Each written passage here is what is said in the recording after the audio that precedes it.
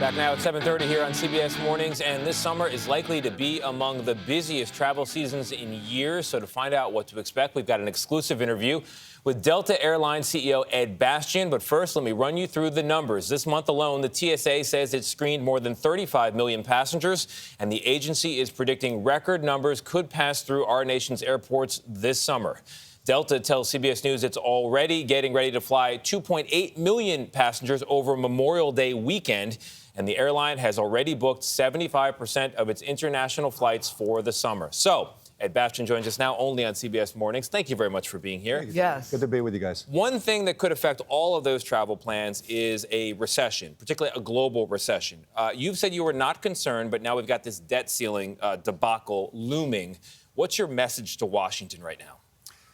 Well, certainly separate from the travel space, obviously we need our leaders that we elected to come into office to continue to run the country with the right level of both discipline, but also, common sense negotiation to get us to where we need to be.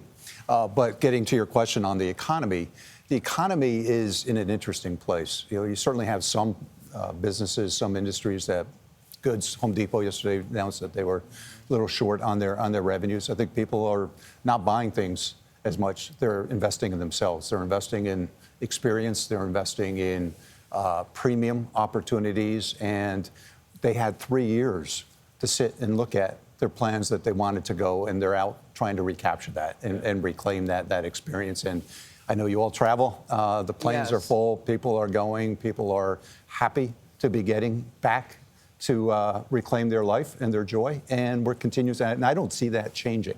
And so while there will certainly be parts of the economy that will stumble, as you're already starting to see some cracks, I don't think it's travel. Travel is something people are prioritizing. And by the way, it's the same in the restaurants, it's the same in the hotels, and same internationally. Yeah, well, listen, things have changed for the better. But when it comes to traveling, I feel like we are concerned about. Oh, thank you there, Tony. I appreciate you. I want to make sure all the people at home hear you. That's my co-pilot, right? He's full service. Making sure we fly smoothly here on the set. I was like, where's Tony going? I just saw dangling. I was like, here you go. I got you. Live TV. You covered. But when it comes to travel, there are some concerns about disruptions, delays, even flight cancellations. What are you doing to make sure your airlines will travel smoothly in this upcoming year? Right. Well, last year, everyone remembers how tough it was last summer. It was the first time everyone was ready to go. And everyone decided to go all at the same time. And it really didn't matter where they were going or how much they had to pay. They just needed to get out. And the airlines struggled because we were hiring people, getting people trained, getting people in position. So it was a rough summer travel season. We are not just at Delta, but the industry in such a better shape. Delta specifically, we've hired over 25,000 people, hired and trained, and they're ready to go. They're in position. Summer's always busier than other parts of the year, but our team's ready. Our team's ready internationally. Our team's ready in the U.S. And I think it's going to be a very, very good travel period. Well, everybody hopes that, but the Biden administration, as you know, has proposed regulations that the airlines be held accountable to compensate passengers for hotel rooms, for meals if they're stranded due to the airline's fault. When you first heard that, we have it there on our screen. When you first heard that, did you say, great idea, Mr. President? What did you think? Well, we already do that at Delta. We take care of our customers. We're known for our service. You already provide for the meals? If there is an issue with your travel that is a controllable matter, weather is obviously one of the biggest reasons why there's delays or cancellations. That's out of our control. Put that on the side. Right. Anything that's within our control, we already do. We compensate our customers a meaningful amount of money, whether it's hotels or meals or additional impact items for their travels. Because we know when you decide what airline you're choosing, you want to make sure you're choosing an airline that's got your back. And so for us, it's second only to safety is how we recover a customer's journey when we have a disruption. Now, if these regulations go through, the other concern is that now that price is now going to be passed on to the customers.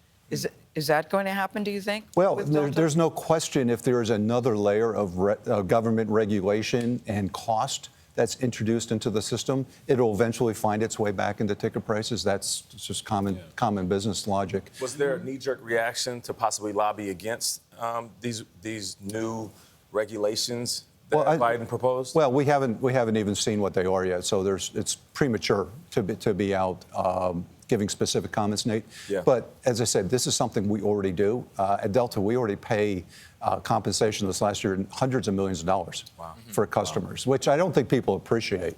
The level of that, but we do it at Delta because it's great service. Yeah. That's why you travel on us, is that you know if something goes awry, Delta's going to be there for you. Yeah, and people don't do stories about the satisfied customers. They do the ones about the people sleeping in the airport overnight, and you would never believe what happened. I am curious about AI.